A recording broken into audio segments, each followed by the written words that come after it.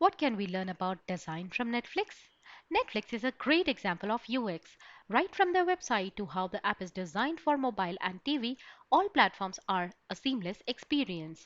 When someone logs onto Netflix, they are in the mood to watch something right now. They might already know what they want to watch, but more than likely, they'll need to browse for a bit. Netflix does many things right to help the user on this journey.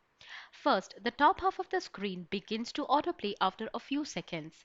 This helps a user to get a sense of the movie or show from a quick mini trailer clip. If someone is interested and wants to learn, they have the option to press play or more info. While this feature helps solve the problem for the user of finding something that interests them to watch, it can get annoying after a while. Netflix also thought of this and gave the user the option to disable the sound and previews while browsing.